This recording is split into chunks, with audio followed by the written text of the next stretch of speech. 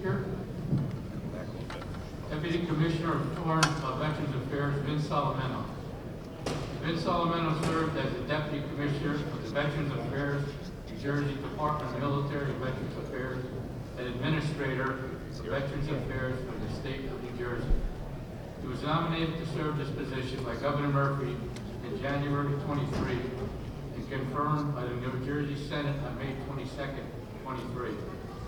Salameno previously served as Superintendent of the National Guard Training Center, where he managed an installation, facilitated the training environment of the New Jersey National Guard, State Police, Department of Corrections, Division of Criminal Justice, and the Juvenile Justice Commission. Prior to that, he served as Executive Officer attached to the Adjutant General and Commissioner of Military and Veterans Affairs. He's a co-author of the 2019 Resource Guide for the New Jersey Military Veterans and Families. A U.S. Army veteran, he was a distinguished military graduate from University of Scranton. He commissioned as a Corps of Engineers Second Lieutenant in 2007. In 2010, he was transferred to the New Jersey Army National Guard. In addition to overseas duties, he served on active duty during Hurricane Irene, Superstorm Sandy, and the Operations Officer for the National Guard statewide COVID-19 response. He currently holds the rank of Major and is a recipient of the New Jersey Distinguished Service Medal. In addition to his Bachelor of Science from the University of Scranton, Salameno earned his Master of Arts from the University of Amsterdam. He is a recipient of the Harry S. Truman Scholarship and the J. William Fulbright Fellowship. Salameno is a life member of the American Legion, Veterans of Foreign War, the National Guard Association of the United States. He serves on the Board of Trustees of the American Legion, Jersey Boy State, and the New Jersey Civil War Heritage. Please give a warm welcome to the Deputy Commissioner of Veterans Affairs, Vince Salameno.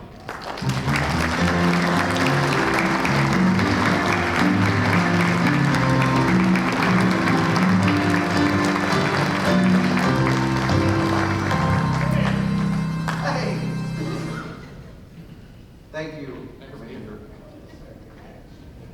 I wish to begin by first thanking the American Legion Department of New Jersey for this invitation to address you this morning, and I'd like to provide an update on state-delivered veterans programs and services for the Garden State. I'd also like to introduce my battle buddy, who you'll hear from in a moment, to provide an update on military operations that impact all of us. But I'd be remiss if I did not acknowledge and recognize the National Commander for being here today. Sir, as a Legionnaire, it's a great honor. Thank you, sir.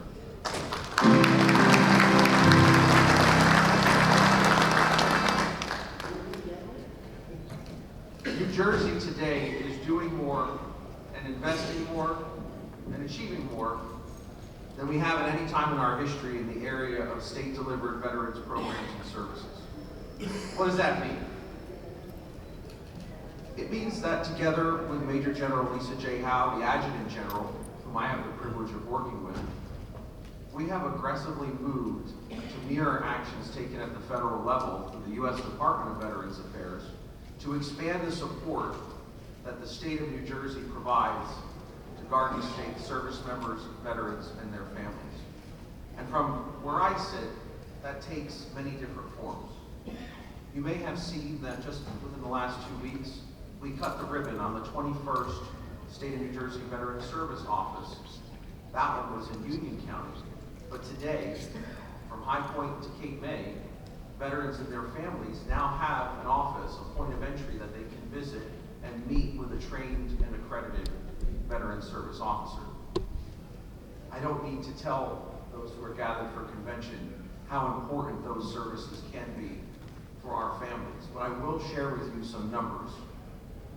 In calendar year 2023, those veteran service officers who are working for the state delivered over $129 million in initial federal benefits. That's first-time payments for those who were injured and as a result were disabled because of their service. And it reflects good benefits for our families, but I also believe it reflects good benefits for our economy, for the And when you think about it, I don't have this stat, but imagine that 129 million combined together with the hard work of Ken Connors and Judith, of American Legion State Service Officers, Post Service Officers. Together we are working to make sure that our brothers and sisters receive access to the benefits and the services that they have earned through their service.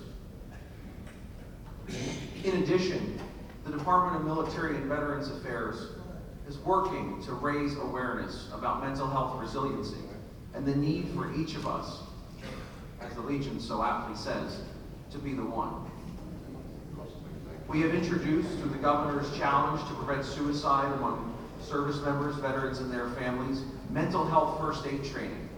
And we'll be doing it twice in each of New Jersey's counties. If you haven't signed up yet, we would encourage you to do it. If your post wants to host it, please reach out to the department and we can get you connected. And what are those trainings designed for? Because each person in this room, I literally am a professional veteran, which, thanks for the long introduction, Commander, but it's the best title that I have is to be one veteran.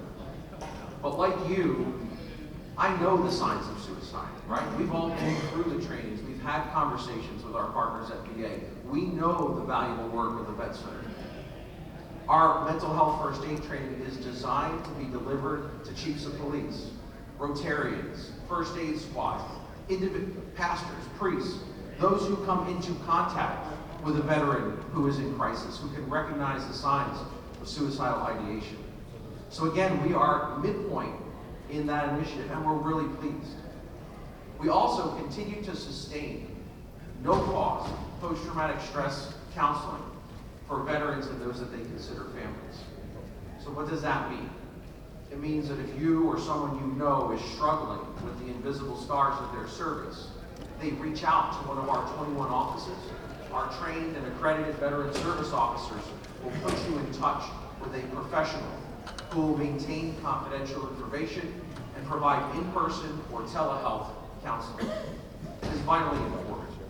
And it is just one piece of a larger spectrum, a continuum of care, as they like to call it, where we work with the vet centers, where we work with other providers to ensure that no veteran feels left in the cold. In addition, the Department of Military and Veterans Affairs continues to operate the busiest state veteran cemetery in the United States, and that's the William C. Doyle Veterans Memorial Cemetery. At Doyle, we are doing all that we can to ensure our heroes and their wives and husbands and dependents who are eligible in a dignified and respectful manner. If you look to the Brigadier General William C. Doyle Cemetery, you might see that we're doing some changes. We're renovating the chapel, which is long overdue. And I wish to thank the American Legion, as well as our other veteran service organizations in New Jersey, for making that chapel such a special place.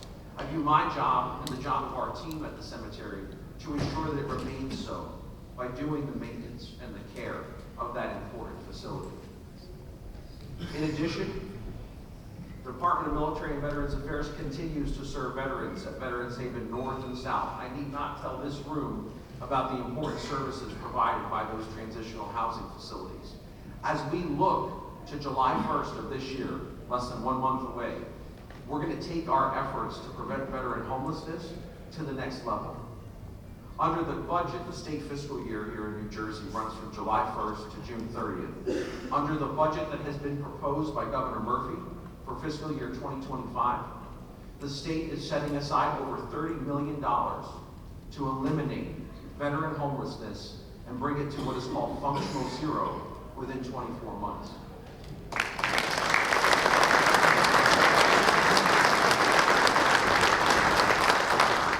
And I'm gonna be a little wonky, so bear with me, because what I'm doing today is sharing this information to you, the leaders of the American Legion, with the hope that you too will go to your posts and share this information, so that if you reach someone within your community who can access the services, you'll know where to send them.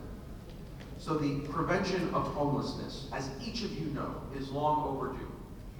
The smart folks at the New Jersey Department of Community Affairs, who work with others to conduct the count and the census, estimate that currently, as I stand here, there's roughly 1,100 to 1,200 veterans in New Jersey who are homeless. Not at risk of, but who are actually homeless. Of that number, I want to say 960 or so are housed in a shelter. And what really concerns me is the delta of those who, whether because of their own choice or other factors, are not housed. What we will do is surge existing vouchers for emergency housing with this $33 million. These are existing programs. We're not creating a new one, but we're taking more HUD-VASH vouchers, for example, from the feds. We're getting more, and we're connecting it down to the communities.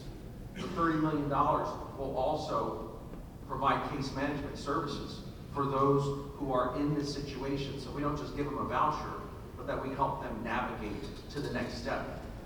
And I mentioned Veterans Haven North and South, which can be the next step on their journey towards permanent housing, stable employment, and that dignity and that honor that each of us knew when we wore a uniform in the armed forces. How is that relevant to the folks in this room? Well, I will tell you that I know, just as you do, that the solution to veterans' homelessness for far too long, the gaps have been filled by local posts, by our veteran service organizations. How many of you have received a call on a Friday night that there's a homeless veteran and we need to work to get him or her into a motel so that they can get the services that they need, so they don't freeze or they don't overheat in this temperatures?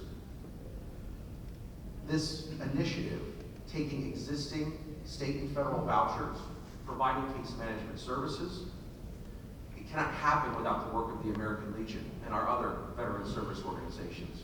And I believe if executed correctly, and it's the government, so I hope that it will be, when executed correctly, we will be able to provide support to posts like yours, because you're the ones on the ground, so that you know how to access that voucher, and so that the ad hoc solutions, the money that's coming out of our posts, are being used to support other important veterans programs. So again, I'm very excited about our efforts to bring veteran homelessness to functional zero within the next 24 months. And that will begin July 1st, and step one is the by name list of who is homeless. And as we bring that number to zero, folks will become homeless again. But functional zero means that we have a much smaller, tighter shot group, if you will, and the ability to react rapidly to house our brothers and sisters, our brother and sister veterans. I also, okay, thank you.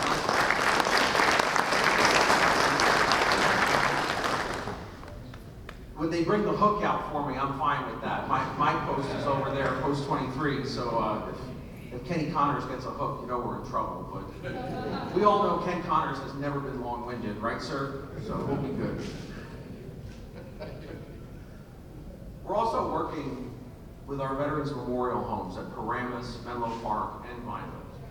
We're working to ensure that the veterans, the veteran spouses, and the Gold Star families who live there receive the highest standards of care.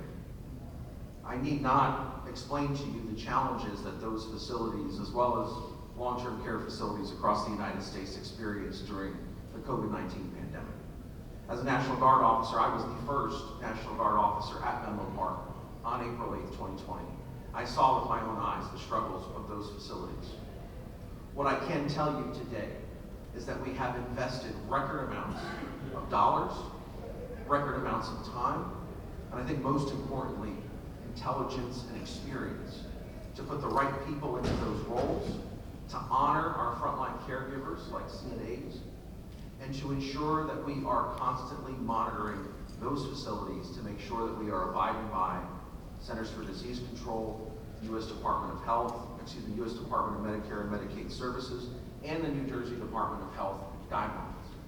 I'm pleased to report, for example, that the homes are meeting the standards that are set forth. That might sound, okay, well, we want to meet the standard, we want to exceed it. Absolutely. But as we continue to struggle with COVID-19, just last Saturday, the Department of Health showed up to the Vineland Veterans Memorial Home to conduct a no-notice survey or inspection, and those of us who wore uniforms know those were always fun. They did a survey, didn't tell anyone, showed up at 9:30 a.m. last Saturday because we've got a COVID-positive community down there due to a Memorial Day. Well, they exited, as they call it formally, with zero deficiencies and nothing but positive things to say about those who are working at Vineland. There is a long-term solution to these issues. I mentioned our CNAs and our frontline caregivers. In this fiscal year for the state, we were able to increase their wages by about 30%. And if you think about the job that they do, if any of you have family members who have done it, for $3 more than they would make at McDonald's, we were asking them to care for our residents. We want to make sure that we're providing competitive wages to attract and retain the best people so that our veterans and their spouses and their Gold Star families get the best possible care that they can. And we're finally in a place where we can look to the long term. At Paramus and Menlo Park, our department on April 15th submitted to the U.S. Department of Veterans Affairs State Home Construction Grant Program 2 applications that will revolutionize and improve the care that we provide at Menlo Park and Paramus. Vineland is our most recently renovated facility. They'll be in the docket, but frankly, I want to make sure I can walk and chew gum at the same time before I put all 3 into this initiative. When complete, and we've got state matching funds provided by Governor Murphy and bipartisan support in the legislature, we're seeking 65%, funds from the U.S. Department of Veterans Affairs. We will convert the rooms at Menlo Park and Paramus from dual occupancy with shared bathrooms to 80% single occupancy rooms, and everyone will have a private bathroom.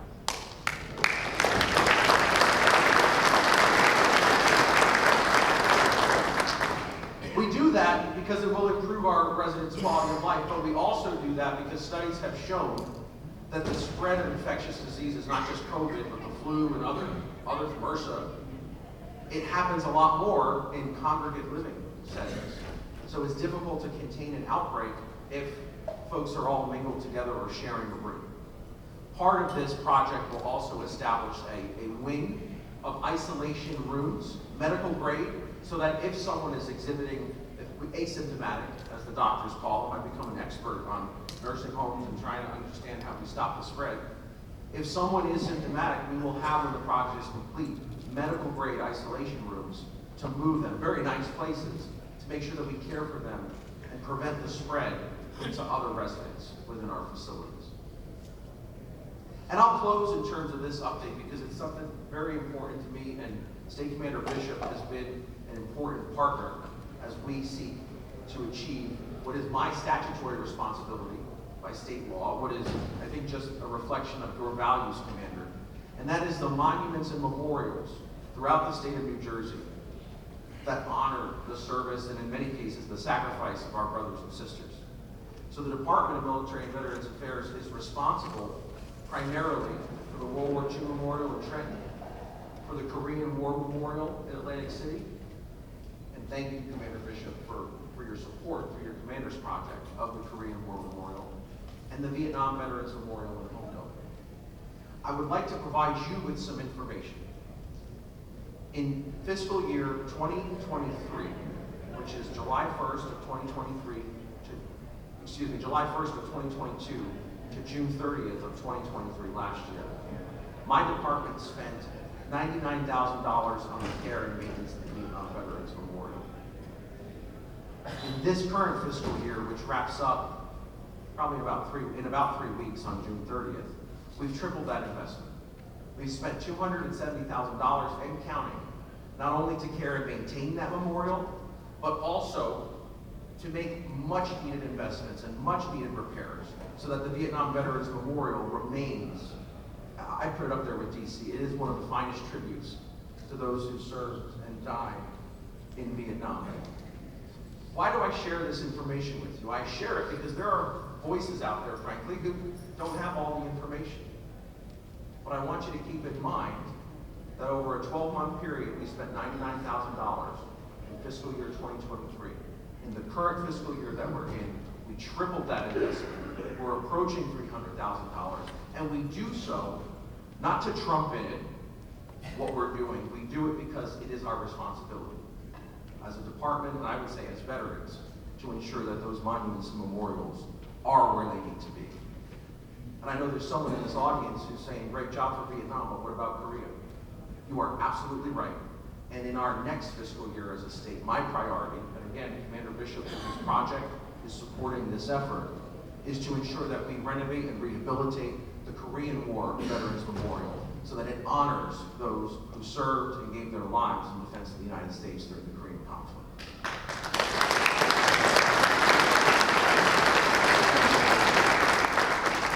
And I'll close with this. This isn't the first time that I have had the privilege of addressing this convention. I didn't address the convention last year. I was in an Army uniform at JRTC in what was then Fort Polk, Louisiana, now Fort Johnson. It was a fun experience. Right, Ed? Tigerland?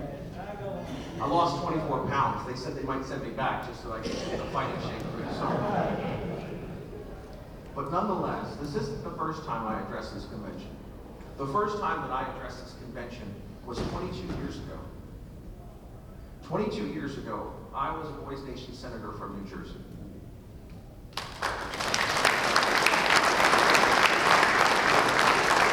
And I bring that up because I want you to know that I would not be in this position as the Deputy Commissioner of Veterans Affairs if it was not for what the Legion saw in me as a young kid. If my post 23 in Monmouth County hadn't sent me to Boys State, hadn't allowed me to go to DC and think, oh, maybe government can help people. In fact, motivated me really to become an Army officer. All that began 22 years ago when I was selected to go to Boys State. What you do is so important, not just for today and for our brothers and sisters, but for the next generation of Americans and for veterans. My pledge to you is to continue to work with you as well as our other veteran service organizations to ensure that we can advocate on behalf of those who have done so much for this great country.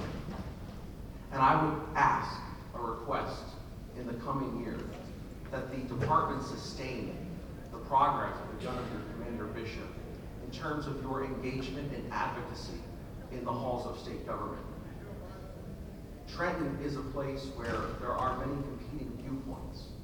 The strength of the American Legion for decades in this state has been a persistent presence, a willingness to articulate the needs of service members, veterans, and their families, and sometimes to disagree. And that's okay.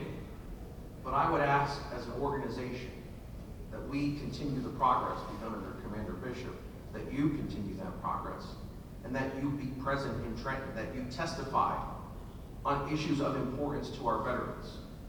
Because there are those who will testify at any given moment, whether they're prepared or not, whether they have information or not. However, I would encourage the American Legion to add your voice to that conversation so that those making the decisions, our legislators, the governor, understand that the American Legion and other veteran service organizations bring a diversity of views to the challenges that we face. I have the privilege now, and thanks for hearing me out, happy to answer any questions after this, or you can give me a call or a shout. Joey G calls me a couple times a month to tell me what I'm doing wrong. He knows how to get in touch with me. My privilege is to introduce my colleague, my battle buddy, to talk to you about some of the work that our service members are doing here in New Jersey. Colonel Yvonne Mays serves as the Deputy Adjutant General of the New Jersey National Guard, the Deputy Adjutant General of New Jersey. In that capacity, she is Major General Howe's primary advisor and assistance in leading the roughly 8,400 citizen soldiers and airmen of the New Jersey National Guard. Colonel Mays is a U.S. Air Force officer who served, I think she enlisted nearly 4 decades ago. She began as an enlisted person, commissioned, has served as a commander, has served in full-time in the Air National Guard, and today she is a critical partner in Veterans Affairs as I work to ensure that we continue to invest more, do more, and achieve more than we have at any time in our history. Please join me in welcoming the Deputy Adjutant General of New Jersey, Colonel Yvonne Mays.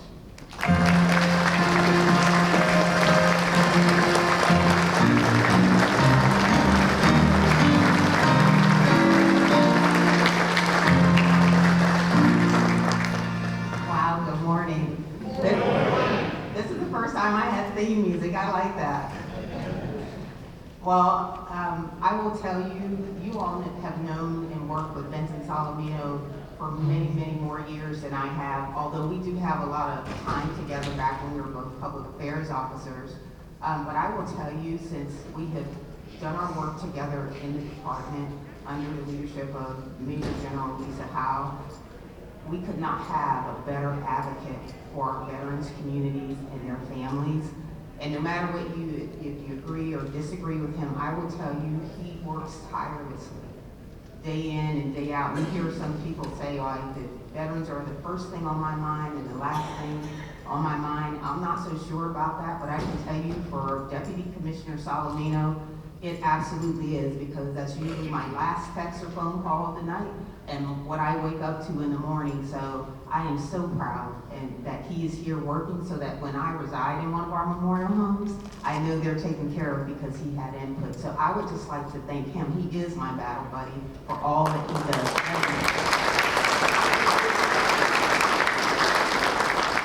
So to our National Commander, thank you, sir. Thank you for being here. It means a lot to us here in New Jersey. And Commander Bishop, thank you for the kind invitation here. The New Jersey National Guard has been busy.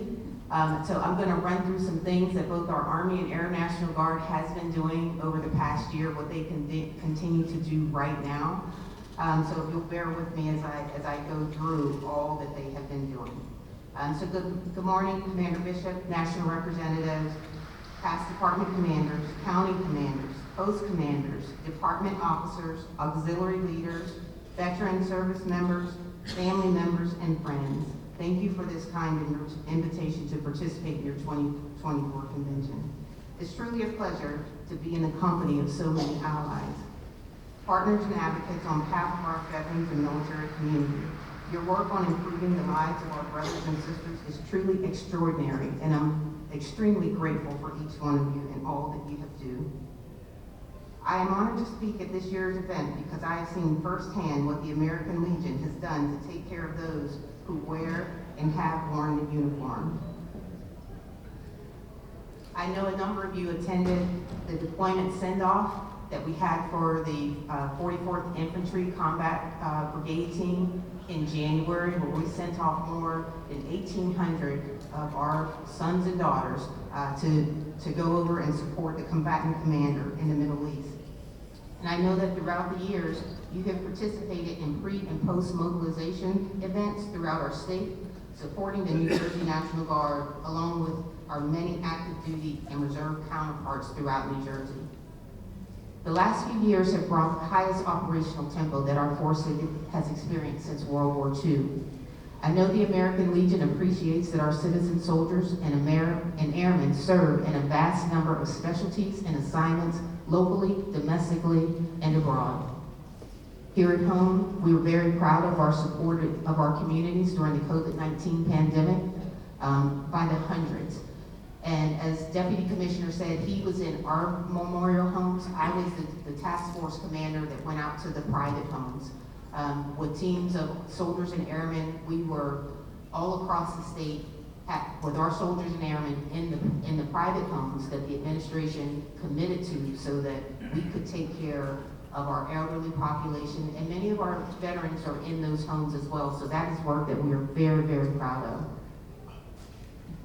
Our 177 Fighter Wing near Atlantic City continues to keep our skies safe through its 24/7 alert mission. We've been flying that alert mission since 9/11. In fact, the 177 was one of the first units in the skies after the terrible events on that day. Domestically, the 42nd Regional Support Group has a presence on the southwest border as a part of a year-long mobilization. This past January, we welcomed home the airmen of the Air National Guard's 177 Fighter Wing from a deployment to the Middle East. And ironically enough, as the 177 Fighter Wing was going into the area of operations, or as they were leaving, we had our 44th Infantry Combat Brigade Team going into that same area. So there was a small period of time where we had New Jersey airmen keeping the skies safe above our own New Jersey National Guard soldiers. The 108th Wing, their 140th Cyber Operations Squadron, completed a 6-month mobilization this year While much of their service occurs behind the scenes, their success enables the security of the United States within the cyberspace domain. In just 6 months, these airmen completed 9 defensive cyber operation missions across 6 United States Department of Defense and North Atlantic Treaty Organization locations. They supported 4 combatant commands and maintained more than 2,000 hours of weapons system uptime and hunt operations, leading to the identification of more than 18,000 cyber vulnerabilities. At Joint Base McGuire-Dix Lakehurst, the 108th Wing activated the brand new 170th Air Refueling Squadron to conduct global aerial refueling operations with the KC-46 Pegasus tankers in association with the 305th Air Mobility Wing. The New Jersey's Army National Guard's 42nd Regional Support Group will be completing Homeland Response Force, Casualty Assistance and Support Element, and Command and Control missions in late 2024 and mid-2025. The unit will support both New York and Michigan National Guards task forces to provide logistic support within a 96-hour reporting window in the event of a chemical and/or biological attack in the United States, as well as security functions. And our 57th Troop Command, right in Atlantic City, will deploy more than 24 aviators in support of the U.S. European Command in Kosovo late this summer. The 42nd Regional Support Group's other military police company is slated to also deploy to Kosovo. As the 42nd Regional Support Group continues to prepare for its upcoming 2025 deployment to the Middle East in support of Operation Inherent Resolve, the United States exists in a rapidly changing world, and our military continues to evolve. Our soldiers and airmen continue to support partnership training in both the republics of Albania and Cyprus. As the conflicts in Ukraine and Gaza continue to develop, New Jersey has a vested interest in what's happening in that region. In Cyprus, certainly because of the implications of where they are geographically, also with Albania because of its location in the Baltics. This list I just described scratches the surface, but you have cooked meals, you have sent care packages and cards, and just yesterday we got a statistic from our family readiness group in Bordentown that since the 44th deployed in January, more than 400 care packages have been sent to not only those soldiers and airmen, but to all of our New Jersey soldiers and airmen deployed throughout the U.S. CENTCOM area of operations. So thank you for that. We could not provide our soldiers and airmen that type of support without the American Legion and other organizations. So thank you.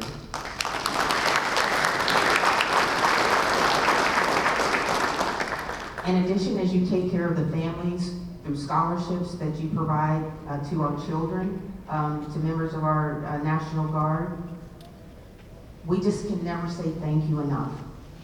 And as I stand here as a senior representative of the New Jersey National Guard, the 8,400 soldiers and airmen strong, please accept my sincere appreciation for your continued support. And I know Deputy Commissioner talked to you about our veteran memorial homes. He's also mentioned about the havens and our memorials. But I have to reiterate that any measure of success that we have is in cooperation with and through partnership with your organization and many of our organizations out in the communities. It truly does take a village to do what we do.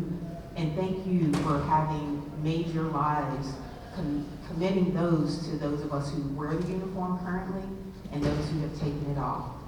You just have to care.